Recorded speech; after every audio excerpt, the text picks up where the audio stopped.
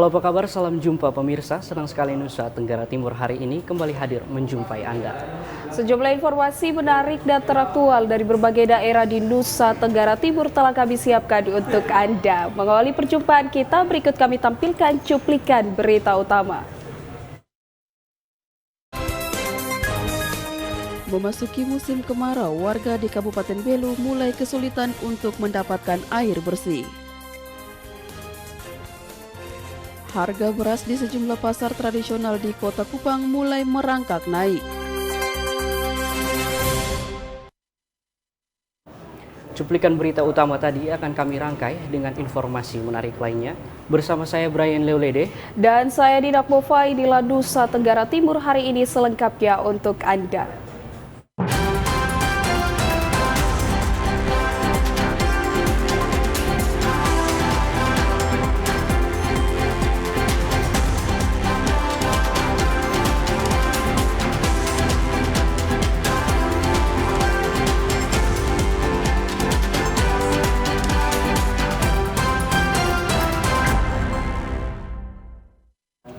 Pemirsa, kita awali berita pertama dari Kabupaten Belu.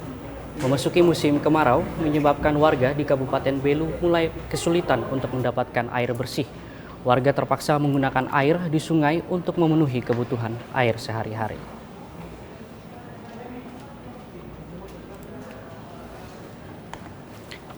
Krisis air bersih akibat dampak kemarau panjang membuat sebagian warga di Nusa Tenggara Timur terpaksa menggunakan air sungai untuk keperluan sehari-hari. Seperti yang terjadi di Desa Umaklaran, Kecamatan Tasifeto Timur, Kabupaten Belu. Warga memanfaatkan air sungai untuk memenuhi kebutuhan air bersih. Biasanya warga setiap pagi dan sore ke sungai untuk mengambil air dengan membawa jerigen. Warga biasanya mengambil air di kubungan yang dibuat untuk menampung air bersih. Di kubungan inilah warga mengambil air bersih untuk kebutuhan sehari-hari seperti untuk masak. Sedangkan untuk mandi dan mencuci, warga melakukannya di sungai. Sementara untuk kebutuhan air minum, warga terpaksa patungan uang bersama tetangga untuk membeli air bersih yang dijual per tangki Rp100.000. Warga berharap pemerintah bisa mengatasi krisis air bersih agar warga tak kesulitan mendapatkan air bersih setiap musim kemarau. Rumah. Kalau dua rumah? Kumpul uang. Oh, kumpul uang baru bayar ya kan? Ya. Itu satu tangkinya berapa biasa? Kalau yang begini 50. Kalau dua rumah biasa bayarnya berapa kan? 25. 25 ya kakak. Kalau airnya hanya untuk pakai minum saya kalau beli ini kakak. Iya. Kalau biasa kakak mereka cuci atau untuk kayak mandi dong itu biasanya ambil di mana kakak? Ambil ikan. Kali. Itu setiap hari? Iya. Warga berharap pemerintah bisa memasang sistem perpipaan sehingga warga bisa mengakses air bersih. Dari Kabupaten Belu, Andri Witak, TVRI NTT. Pemirsa, antisipasi dampak kekeringan, pemerintah daerah Manggarai menyalurkan bantuan beras kepada 365 keluarga miskin ekstrim. Bantuan beras ini untuk meringankan beban keluarga kurang mampu di tengah banyaknya tanaman padi yang gagal tumbuh akibat kekurangan pasokan air akibat musim kemarau.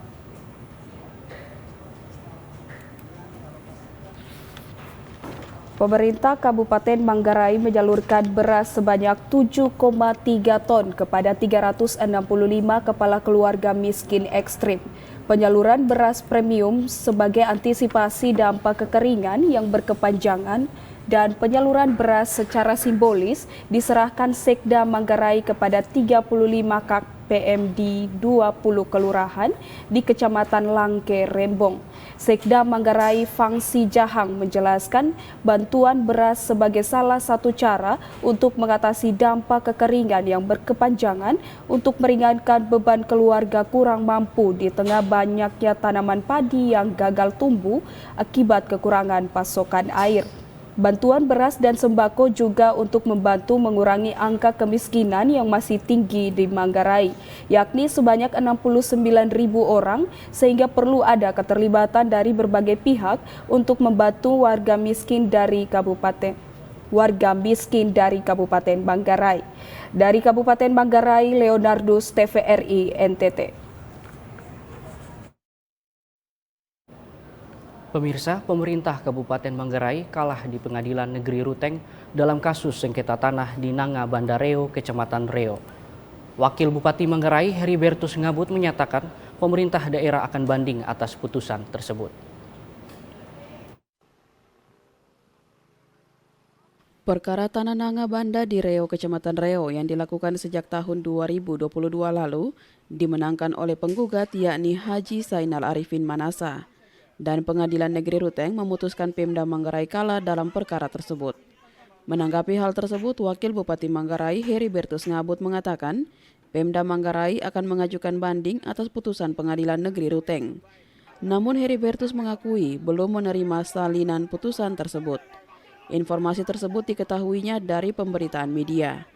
Ia akan meminta bagian hukum Sekda Manggarai supaya salinan putusan diperlihatkan. Setelah mempelajari putusan tersebut, baru Pemda menentukan sikap, yakni ajukan banding. Namun bila tetap kalah dalam putusan inkrah, maka pihak pemerintah daerah harus rela bahwa penggugat berhak atas tanah tersebut. Secara fisik, pemerintah Kabupaten Manggarai tentu bagaimana menyikapi putusan ini. Kita punya hak, kita punya kesempatan untuk bisa mengajukan banding dalam perkara ini. Nah, kalau sudah inkrah, maka apapun kita harus terima itu sebagai kebenaran. Tanah seluas 11 hektar di Nanga Banda Reo tersebut menjadi saling klaim kepemilikannya antara Haji Zainal Arifin Manasa dengan Pemda Manggarai. Tahun 2022 lalu, Pemda dengan bukti-bukti yang dimilikinya mengklaim tanah tersebut dan membongkar pagar milik Haji Arifin hingga terjadinya bentrok. Heribertus Ngabut menjelaskan bahwa tanah di Nanga Banda Reo tersebut masih tercatat di aset Pemda Manggarai. Dari Kabupaten Manggarai, Leonardus, TVRI NTT. Pemirsa, Badan Penanggulangan Bencana Daerah BPBD Kabupaten Timur Tengah Selatan merilis sebanyak 17 bangunan rumah milik masyarakat dan 4 fasilitas umum di Kecamatan Nunbena dan Kecamatan Molo Utara rusak akibat gempa bumi dengan magnitudo 6,1 tanggal 31 Agustus 2023 lalu.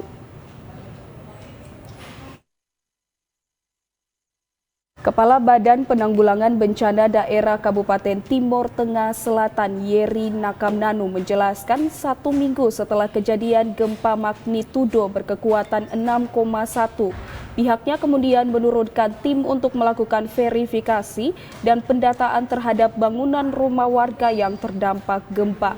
Setelah tim melakukan verifikasi, terdapat 17 bangunan yang rusak baik fasilitas umum maupun rumah milik warga yang mengalami retak-retak. Dari jumlah tersebut, 13 diantaranya adalah rumah warga dan 4 lainnya adalah fasilitas umum yakni Gedung SD Impres Nevolila, Gedung SD Gemit Noebesi, Desa Noebesi, Kecamatan Nunbena, dan Gedung SMP Negeri Satap Oelmasi. Gedung SD Impres Oelmasi, Desa Halme, Kecamatan Bolo Utara, Kabupaten Timur Tengah Selatan. Selanjutnya, data tersebut akan diserahkan ke Bupati sebagai laporan untuk ditindaklanjuti. Kemarin itu mengakibatkan beberapa rumah masyarakat dan termasuk juga fasilitas umum, dalam hal ini ada beberapa sekolah yang terdampak. Nah, kaitan dengan rumah masyarakat yang terdampak, kami pada saat gempa sudah melakukan koordinasi dengan pemerintah, baik pemerintah kecamatan maupun pemerintah desa setempat untuk menyampaikan laporan tentang kejadian bencana. Selatan, Evan Baitanu, TVRI NTT. Pemirsa, Komisi Pemilihan Umum Kabupaten Malaka telah mengumumkan daftar calon sementara atau DCS beberapa waktu lalu. Saat ini adalah tahapan tanggapan dari masyarakat terhadap daftar calon sementara atau DCS bakal calon anggota legislatif Bacalek Dewan Perwakilan Rakyat Daerah yang diumumkan KPU Malaka.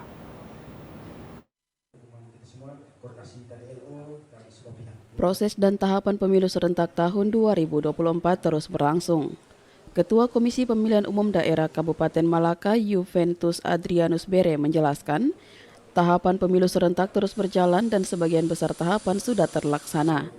Hingga saat ini sudah memasuki tahapan tanggapan dari masyarakat terkait daftar calon sementara atau DCS bakal calon anggota legislatif Dewan Perwakilan Rakyat Daerah Kabupaten Malaka. Setelah mendapat tanggapan dari masyarakat, KPUD akan melakukan verifikasi dan mengembalikan dokumen pencalonan kepada masing-masing partai politik untuk melakukan perbaikan. Tanggal 14 hingga 20 September mendatang, partai politik diberi kesempatan untuk menggantikan daftar calon pasca tanggapan dari masyarakat. Kemudian dilanjutkan dengan pencermatan daftar calon tetap atau DCT dimulai pada tanggal 24 September hingga 3 Oktober. Tahap selanjutnya adalah penyusunan dan penetapan daftar calon tetap atau DCT tanggal 4 Oktober hingga 3 November atau selama 1 bulan. Pengumuman daftar calon tetap akan dilakukan tanggal 4 November 2023 mendatang. Sampai dengan hari ini kita di KPU sudah melaksanakan seluruh tahapan pemilu, sebagian besar ini sudah. Saat ini kita sudah sampai dengan masih dalam tahapan pencalonan, di mana saat ini kita dari KPU masih dalam tahapan menunggu hasil klarifikasi yang dilakukan oleh partai politik terkait dengan bakal calon DPRD Kabupaten Malaka yang hasil tanggapan masyarakat. Jadi kami sementara menunggu hasil klarifikasi oleh partai politik. Nanti setelah pas ini kita akan melaju terus pada tahapan berikutnya itu pencermatan terhadap DCT. Dari Kabupaten Malaka, Yosman Seran, TVRI NTT. Pemirsa, acara pisah sambut dari Gubernur dan Wakil Gubernur Nusa Tenggara Timur periode 2018-2023 kepada pejabat Gubernur Nusa Tenggara Timur berlangsung hikmat. Pejabat Gubernur Nusa Tenggara Timur diharapkan dapat mendorong pelayanan birokrasi guna meningkatkan kesejahteraan masyarakat.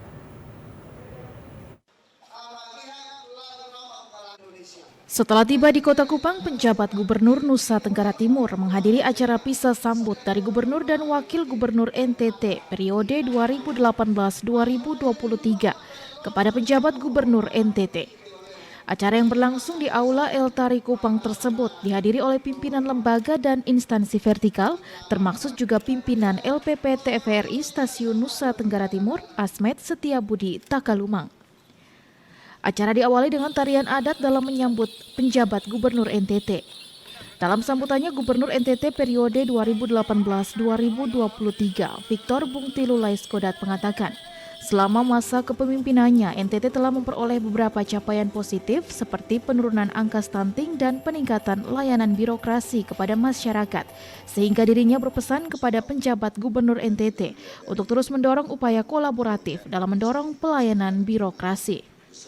Minimal jaga pelayanan birokrasi yang hari ini berjalan, dia tetap didorong agar bisa berjalan dengan baik. Kerjasama dengan para bupati bisa bekerja dengan baik. Ya, ini apa yang saya dengar Menko Marves titip, Bang Luhut titip garam dan daging. Itu mimpi kita bersama. Sudah dikerjakan garam di Teluk Kupang. Saya lihat berjalan dengan baik, Bapak tinggal jaga untuk itu. Sementara itu, penjabat Gubernur Nusa Tenggara Timur Ayodia Kalake mengatakan segala program dan capaian yang baik akan dilanjutkan. Dirinya juga akan terus memperhatikan isu-isu prioritas seperti stunting dan eksplorasi sumber daya alam sehingga dapat berdaya guna demi kesejahteraan masyarakat. Tadi Pak Gubernur periode 2018-2023 sudah menyampaikan capaian-capaian. Apa yang sudah baik berjalan, kita lanjutkan, kita pelihara baik-baiknya. Dan nanti tentunya ada beberapa prioritas, isu prioritas yang memang menjadi perhatian bersama. Stunting, dan juga bagaimana mengeksplor sumber daya alam, sehingga dapat berdaya guna untuk kesejahteraan masyarakat. Acara pisah sambut tersebut ditandai dengan penyerahan buku NTT Bangkit, NTT Sejahtera, Jilid 1 sampai Jilid 4. Debbie Sue Kristodapo, TVRI NTT. Pemirsa, informasi selanjutnya akan kami hadirkan usai jeda berikut ini. Untuk itu tetaplah bersama kami.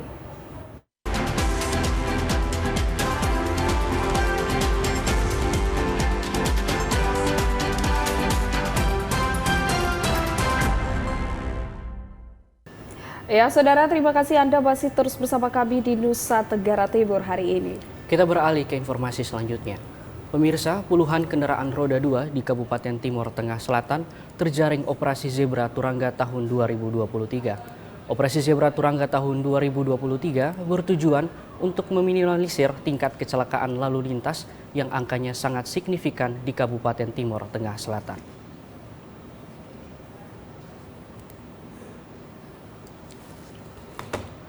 Kapolres Timur Tengah Selatan AKBP Igusti Putu Sukaarsa menjelaskan Operasi Zebra Turangga 2023 mengutamakan pendekatan edukatif, persuasif, dan humanis.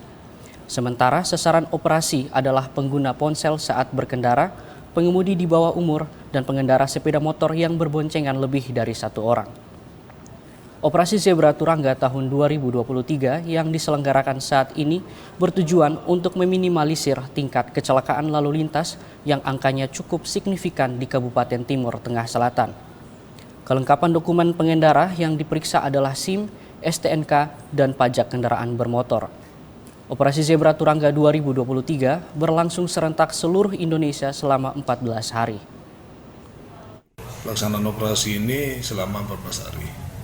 Ya, sasarannya ya pelanggaran lalu lintas, karena pelanggaran lalu lintas ini sebagai penyebab daripada kecelakaan lalu lintas. Jadi tujuan operasi ini adalah untuk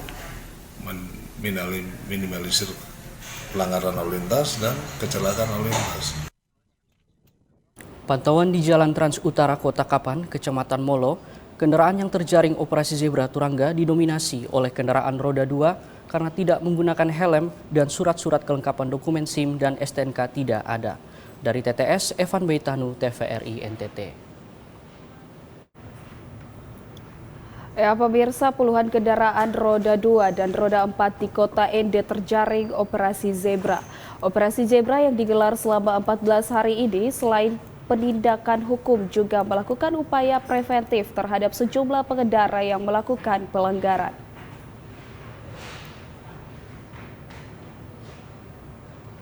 Satlantas Polres Ende kembali melaksanakan Operasi Zebra 2023.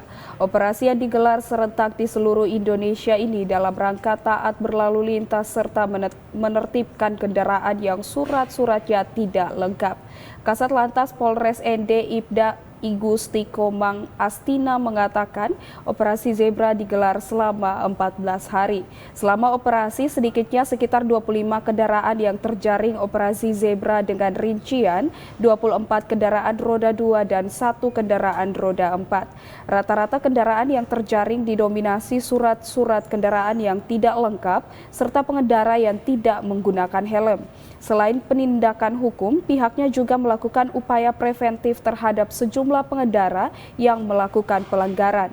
Hal ini dilakukan untuk mencegah terjadi kembali pelanggaran ke depannya. Operasi Zebra, kita sudah menjaring ada beberapa pelanggaran-pelanggaran. Yang pertama yaitu awal pada hari pertama, memang kita melaksanakan kegiatan, ada kalau tidak salah itu ada 10 pelanggaran. Kita tindak di lapangan. Kemudian mungkin dapat saya sampaikan kegiatan Operasi Zebra ini bukan hanya penindakan saja, tapi kita melaksanakan kegiatan yang pertama preemptif, kemudian yang kedua preventif, yang ketiga kita melaksanakan penegakan hukum seperti itu. Kasat Lantas Polres Ende berharap dengan Operasi Zebra ini masyarakat bisa tertib dengan aturan lalu lintas sehingga untuk menekan angka kecelakaan di wilayah Kabupaten Ende. Dari Ende, Obitadi, TVRI NTT. Pemirsa, demi mendukung tertib berlalu lintas di jalan raya, anggota Kodim 1625 Ngada bersama keluarga besar TNI melaksanakan kegiatan pembuatan SIM secara kolektif dalam menjambut HUT TNI ke-78 tahun, bekerja sama dengan Polres Ngada sekaligus meningkatkan sinergitas anggota TNI dengan Polri di Kabupaten Ngada. Kantor Satlantas Polres Ngada kali ini kedatangan anggota Kodim 1625 Ngada bersama keluarga besar untuk melakukan pembuatan SIM secara kolektif guna memberikan contoh terbaik bagi masyarakat agar tertib berlalu lintas dan wajib memiliki kelengkapan berkendaraan secara benar sesuai peraturan berlaku. Sebelum melakukan pengisian formulir, para anggota Kodim bersama keluarga mendapatkan penjelasan singkat dari Kasat Lantas dan anggota terkait pengisian formulir, baik untuk mendapatkan SIM kendaraan roda 2 maupun roda 4 secara detail. Pengisian formulir terkait data diri sangat penting untuk pemenuhan administrasi agar dapat terekap dengan baik secara online sehingga proses pencetakan SIM bisa berjalan dengan aman dan lancar sesuai data yang ada. Dandim 1625 Ngada Letkol CSI Deni Wahyu Setiawan menjelaskan, bina kekompakan dan persaudaraan antara anggota TNI Polri harus tergambar dalam fungsi dan tugas masing-masing, dengan saling menjaga relasi secara baik serta mendukung peran dan tugas masing-masing untuk menjaga kekompakan saat melaksanakan tugas dan pelayanan kepada masyarakat. Untuk kegiatan pembuatan SIM kerjasama antara Kodim dengan Polres Ngada, ini ada tujuan untuk meningkatkan disiplin. Salah satu untuk pembinaan satuan di dalam intern kita sendiri, Kodim. Yang kedua untuk menunjukkan bahwa kepada masyarakat bahwa TNI Polri itu satu. Dengan cara pembuatan SIM bersama secara kolektif antara anggota TNI dan keluarga besar TNI dengan pihak Polres Ngada.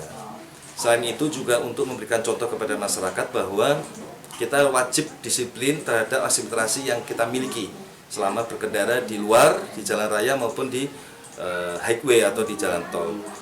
Pelayanan pembuatan SIM secara kolektif merupakan kerjasama Dandim 1625 Ngada dengan Kapolres Ngada untuk lebih mengakrabkan diri sembari saling menghormati tugas dan fungsi masing-masing institusi dalam memberikan contoh yang terbaik bagi masyarakat.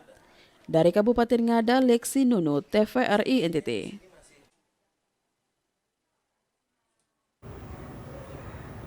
Ya, pemirsa, berkendara tanpa menggunakan helm dan sabuk pengaman masih mendominasi pelanggaran lalu lintas yang ditemukan dalam kegiatan Operasi Zebra Turangga 2023 di wilayah Polres Timur Tengah Utara.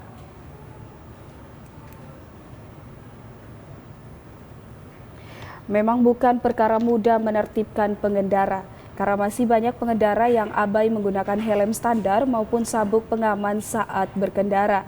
Padahal itu semua demi keselamatan diri. Pelanggaran kasat mata tanpa mengenakan helm dan sabuk pengaman tersebut mendominasi pelanggaran yang ditemukan Satlantas Polres Timur Tengah Utara. Dalam kegiatan Operasi Zebra Turangga 2023 yang tengah berlangsung saat ini, Kasat Lantas Polres TTU Ibtu Rahmat Agus Ibrahim mengungkapkan dalam 2 hari pelaksanaan operasi, pihaknya menemukan ada sebanyak 15 pelanggaran lalu lintas oleh pengendara. Dan yang mendominasi adalah penggunaan helm dan sabuk pengaman saat berkendara. Kita sudah melaksanakan hari ketiga. Untuk yang hari Senin dan Selasa, untuk 2 hari kemarin, kebanyakan tidak menggunakan helm, itu termasuk pelanggaran prioritas. Jadi kami laksanakan gakum berupa teguran dan ada berupa tilang penindakan berupa penilangan. Di antaranya penggunaan helm dan safety belt.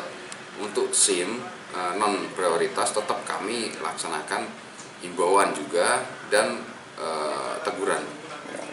Dari 2 hari ini ada sekitar 15 pelanggaran. 15 pelanggaran itu diantaranya untuk penggunaan helm dan safety belt. Korps Lalu Lintas Polri menggelar Operasi Zebra 2023 serentak di seluruh wilayah Indonesia mulai 4 September hingga 17 September 2023 mendatang. Dalam pelaksanaan Operasi Zebra ini terdapat 7 pelanggaran lalu lintas yang menjadi sasaran penindakan oleh petugas. Di antaranya melawan arus, tidak menggunakan helm SNI, berkendara tanpa sabuk pengaman, dan mengemudi sambil menggunakan handphone. Pelaksanaan operasi ini bertujuan menciptakan kondisi keamanan, keselamatan, ketertiban, dan kelancaran lalu lintas yang kondusif menuju pemilihan umum pemilu damai pada 2024. Joseph Praso, TVRI NTT. Ya pemirsa, Satuan Lalu Lintas Polda Nusa Tenggara Timur dalam melaksanakan operasi Turangga 2023 banyak menjaring kendaraan yang melakukan pelanggaran lalu lintas. Sesuai jadwal, operasi Patuh Turangga 2023 berlangsung sejak tanggal 4 sampai 17 September 2023 mendatang. Sejak dilakukan operasi Turangga 2023 di beberapa titik yang ada di Kota Kupang, dilaporkan bahwa banyak pelanggaran lalu lintas yang dijaring oleh Ditlantas Polda NTT. Kita ini melaksanakan kegiatan operasi zebra baik di Kota Kupang maupun di kabupaten lain. Himbauannya untuk masyarakat, Pak? Jadi sebaiknya kita tertib berlalu lintas dengan kesadaran, dengan disiplin. Jangan sampai karena ditilang atau ditegur atau ada kecelakaan baru kita sadar, nah itu kan sudah terlambat. Jadi saya menghimbau agar berdisiplin lalu lintas dengan kesadaran. Kebanyakan pengendara yang dijaring tidak menggunakan kelengkapan berkendara seperti helm. Untuk itu masyarakat dihimbau untuk tertib berkendara, menaati semua aturan lalu lintas. Dari Kota Kupang, Venido Adi Mataratu, TVRI NTT. Harga beras di sejumlah pasar tradisional di Kota Kupang mulai merangkak naik. Meningkatnya harga beras di pasaran terjadi pada semua jenis beras. Untuk beras medium rata-rata kenaikan Rp500 hingga Rp1.000 per kilogramnya, sementara beras premium naik berkisar Rp10.000 hingga Rp20.000 per karung.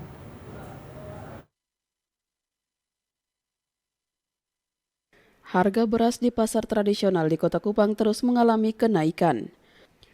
Menurut pengakuan para pedagang di Pasar Kasih Naikoten Kupang, meningkatnya harga beras terjadi pada semua jenis baik premium maupun medium. Sri, salah seorang pedagang, mengatakan harga beras di Kota Kupang dari waktu ke waktu terus naik.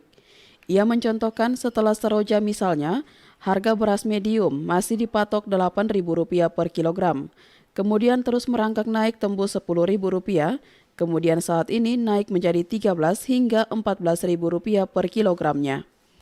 Kenaikan harga beras sudah terjadi sejak 1 bulan terakhir ini. Beras medium lokal Nona Kupang misalnya, yang sebelumnya dipatok per kilogram Rp13.500 naik menjadi Rp14.000 per kilogram. Sementara beras asal Sulawesi dari Rp12.500 naik menjadi Rp13.500 per kilogram. Sementara harga beras premium per karung ukuran 10 kg dari Rp125.000 naik menjadi Rp130.000. Untuk karung ukuran 20 kg yang sebelumnya dipatok Rp260.000 naik menjadi Rp270.000. Sedangkan karung ukuran 40 kg dari sebelumnya dijual Rp470.000 naik menjadi Rp490.000. Sulawesi, beras lokal juga naik. Kalau dulu beras lokal itu kita bisa ambil dengan 10.000, 9,5. Sekarang itu kita sudah dapat dengan 11,5, 1 kilo ya. Kalau yang premium juga naik, Kak. Dia mengikuti harga saat ini. Pemerintah diharapkan untuk melakukan operasi pasar harga beras agar harga beras di pasaran kembali stabil. Angel Ratu Rio Jogo, TVRI NTT. Pemirsa, sekolah swasta yang terancam ditutup perlu berusaha untuk meningkatkan jumlah siswa sesuai standar, atau upaya lainnya menemukan donatur yang tepat untuk melanjutkan manajerial sekolah agar menjadi lebih baik.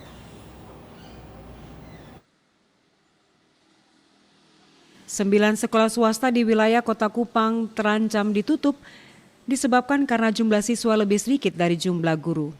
Kepala Dinas Pendidikan dan Kebudayaan Kota Kupang Dumulia Hijami tidak membantah bahwa ada 9 SMP swasta di Kota Kupang yang tengah terancam ditutup. Alasannya adalah alasan alamiah, yakni jumlah siswa lebih sedikit dari guru. Kondisi ini menyebabkan biaya operasional terus meningkat. Selain itu, berdampak pula pada Dapodik Dinas Pendidikan dan Kebudayaan Kota Kupang di tingkat kementerian yang tak mencapai 100%. Untuk itu pihaknya terus membangun komunikasi dengan sekolah bersangkutan agar didapatkan titik temu dan jalan keluar serta kesepakatan jika memang harus ditutup. Jadi 9 sekolah itu harus mempunyai siswa yang misalnya nanti kelas 7 ke depan itu minimal satu kelas itu minimal 32 orang. Nah kalau dia bisa mendapat siswa seperti itu 32 orang, ya sekolah itu bisa jalan. Atau mencari donatur yayasan yang bagus untuk bisa mengambil alih sekolah itu walaupun namanya sama. 9 SMP swasta di Kota Kupang yang terancam ditutup masing-masing SMP Sinar Pancasila, SMP Tunas Harapan, SMP Tunas Mandiri, SMP Santi Karya, SMP Tim Polmas, SMP PGRI, SMP Plus Olahraga, SMP Teladan, dan SMP Tuna Karya. Tim Liputan TVRI NTT. Pemirsa, Sekolah Menengah Atas Katolik Santo Yosep Pekerja Manola menyelenggarakan latihan kepemimpinan tingkat dasar atau LKTD kepada peserta didik di lembaga pendidikan Katolik tersebut. Latihan kepemimpinan tingkat dasar bertujuan untuk membangkitkan semangat para pelajar. Sekolah Menengah Atas Katolik Santo Yosep Pekerja Manola di Desa Mandungo, Kecamatan Wewewa Selatan, Kabupaten Sumba Barat Daya, menyelenggarakan latihan kepemimpinan tingkat dasar atau LKTD bagi para peserta didiknya. LKTD ini menjadi wajib bagi para siswa untuk membekali diri dengan pengetahuan dan keterampilan kepemimpinan. Kepala Sekolah Patrisius Tanggubera menyatakan bahwa LKTD adalah upaya sekolah untuk memberikan pengetahuan dasar kepemimpinan kepada peserta didik. Peserta didik yang mengikuti LKTD merupakan pengurus struktur kelas dan pengurus OSIS. Kepala SMA Katolik Santo Yosep Pekerja Manola juga berharap para peserta didik akan menjadi pemimpin yang dapat memberikan kontribusi positif bagi gereja, bangsa, dan negara. Melalui LKTD, sekolah berkomitmen untuk membentuk generasi pemimpin yang berkualitas.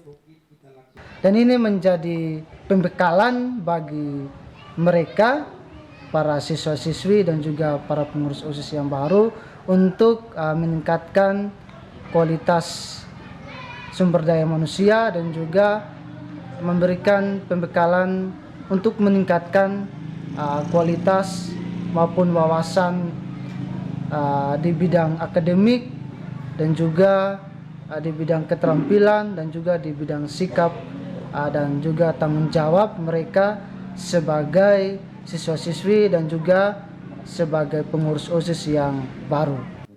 Densidirius Rinaldi Ama, siswa kelas 12 IPA, menyambut baik kegiatan ini dan bersyukur karena sekolah selalu menghadirkan narasumber untuk memberikan materi kepemimpinan. Densidirius berharap kegiatan serupa akan terus dilakukan agar peserta didik dapat memiliki keterampilan sebagai calon pemimpin di masa depan. Saya bersyukur dan berterima kasih kepada sekolah kami ini dan guru-guru karena setiap tahunnya mengadakan latihan kepemimpinan tingkat dasar, dan saya berharap agar kedepannya dilakukan terus kegiatan ini agar kami dan teman-teman bisa menjadi pemimpin yang baik untuk masa depan dan bangsa. Dari Kabupaten Sumba Barat Daya, Freddy Ladi, TVRI NTT. Pemirsa, ruang ekspresi sekaligus kompetisi grup band milik SMA dan SMK di Kota Kupang dihadirkan dalam semarak kemeriahan rangkaian peringatan Usia Emas SMA Negeri 3 Kupang.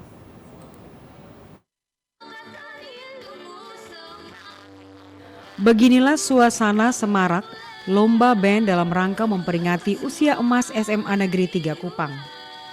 9 peserta yang berasal dari SMA dan SMK di Kota Kupang mendaftarkan diri untuk ikut kompetisi tersebut.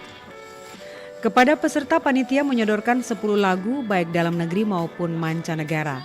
Peserta memilih satu di antara 10 lagu tersebut untuk dibawakan dalam lomba yang hanya berlangsung 1 hari ini.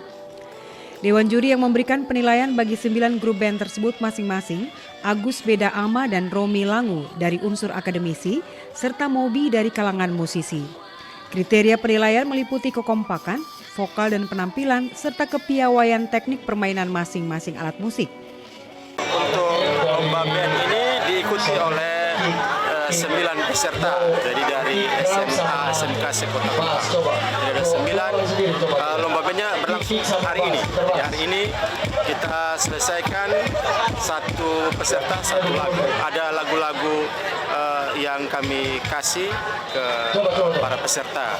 Mereka tinggal pilih, ada sekitar 10 lagu. Lomba bertujuan memberi ruang ekspresi sekaligus kompetisi bagi band-band sekolah untuk bisa menampilkan grup terbaik mereka masing-masing. Pemenang lomba band akan diumumkan bersama sejumlah perlombaan lainnya pada saat puncak perayaan 50 tahun SMA Negeri 3 Kupang, Sabtu 9 September 2023. Tim Liputan TVRI NTT. Ya, saudara, kami akan kembali dengan sejumlah informasi menarik lainnya. Untuk itu tetaplah bersama Nusa Tenggara Timur hari ini.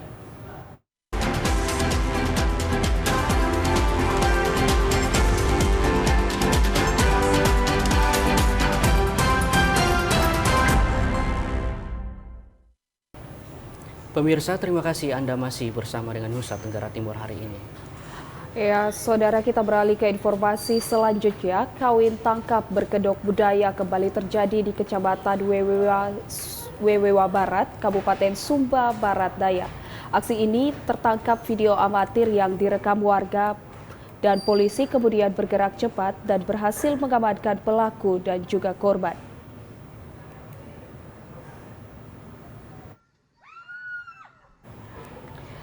Video amatir yang direkam oleh warga memperlihatkan seorang gadis remaja ditangkap oleh sejumlah pemuda dan digotong ke atas kendaraan roda 4. Kejadian sekitar pukul 13.00 waktu Indonesia Tengah ini berlangsung di pertigaan menuju ke arah Kalembuweri dan ke arah Tenateke. Tidak menunggu lama ketika video viral di jagat media sosial, Polsek Wewewa Barat kemudian melakukan pengejaran terhadap pelaku. Pelaku diketahui bernama Yohanes Billy Tanggu, warga W.E. Kura, Desa W.E. Kura. Dalam melakukan aksinya, pelaku dibantu keluarga yaitu ayah kandungnya yang bernama Lede Ngongo. Orang tua korban Marta Ngongo mengaku telah bersepakat dengan ayah dari pihak laki-laki untuk menjodohkan kedua anak mereka. Namun rencana perjodohan ini tidak diketahui oleh Dina Siamalo sebagai korban.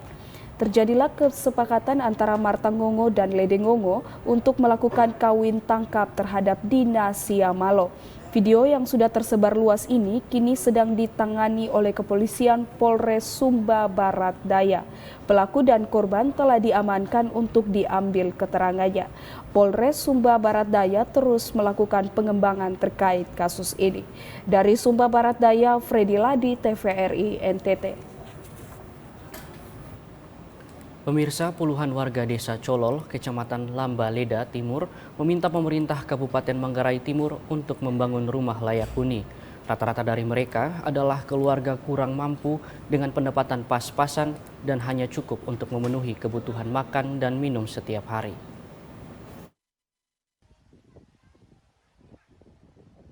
Meskipun Desa Colol telah terpilih sebagai 300 desa wisata terbaik dalam Anugerah Desa Wisata Indonesia pada tahun 2023, ternyata masih banyak masyarakat di Desa Colol yang belum memiliki rumah layak huni.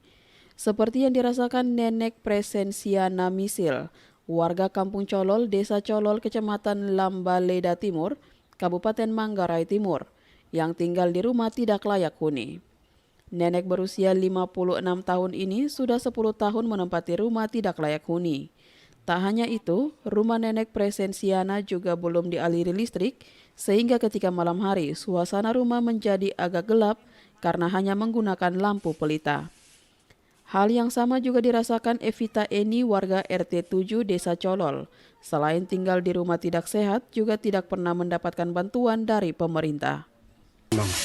Harapan kami dari Desa Colol ini lebih khusus kami yang di Desa Colol ini mudah-mudahan pemerintah bisa melihat kami yang belum layak untuk yang belum bisa untuk menghuni rumah yang pantas dihuni itu.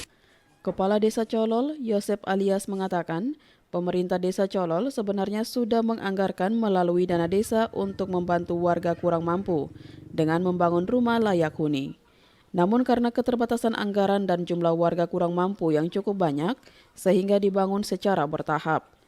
Untuk tahun ini hanya sekitar 10 unit rumah saja yang dibangun dengan anggaran yang dibutuhkan sebesar 100 juta rupiah. Ada puluhan warga di 15 RT di Desa Colol yang belum memiliki meteran listrik karena kendala biaya. Kebijakan kami dari desa untuk masyarakat Desa Colol, terlebih khusus soal rumah layak huni, hanya dialokasikan dana desa 100 juta untuk 10 KK per tahun. Harapan untuk pemerintah kabupaten, untuk pemerintah provinsi, bisa mengalokasikan kebutuhan di desa saya, di Desa Colol. Dari Kabupaten Manggarai Timur, Paul Tengko, TVRI NTT.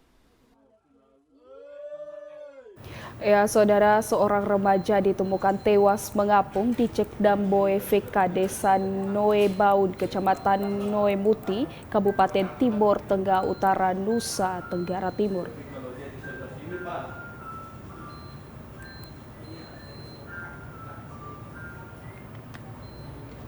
Seorang pria remaja berinisial Eka berusia 18 tahun ditemukan tewas di Cekdam Boe VK, Desa Noe Baun, Kecamatan Noe Muti, Kabupaten Timor Tengah Utara, Nusa Tenggara Timur pada Rabu sore kemarin. Korban pertama kali ditemukan oleh 4 orang anak yang hendak memancing di Cekdam tersebut. Saat itu korban ditemukan dalam keadaan terapung. Pihak kepolisian yang mendapat kabar langsung turun ke tempat kejadian perkara dan untuk melakukan olah TKP dan juga mengevakuasi jenazah korban. Menurut Kapolsek Noe Muti, berdasarkan informasi pihak keluarga, korban sudah meninggalkan rumah sejak Senin siang. Hasil olah TKP tidak ditemukan adanya tanda kekerasan. Pihak keluarga sendiri menolak dilakukan otopsi sehingga pihak kepolisian langsung menyerahkan ke pihak keluarga untuk dikebumikan.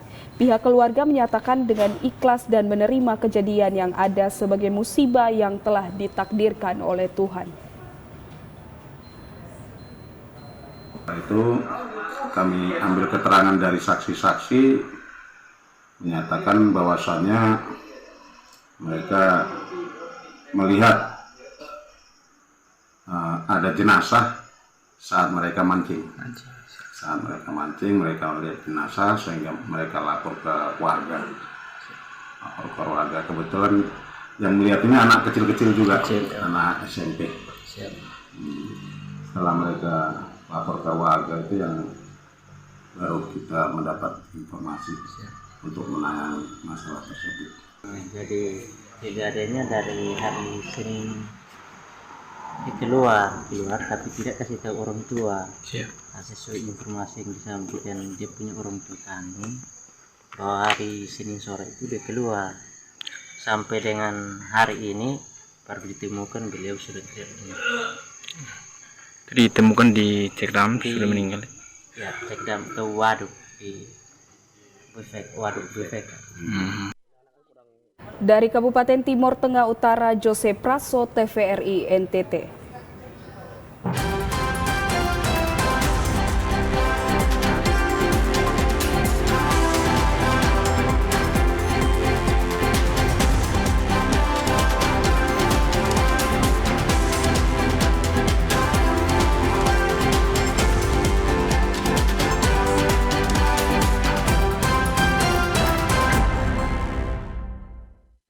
Saudara, informasi tadi sekaligus mengakhiri perjumpaan kita hari ini.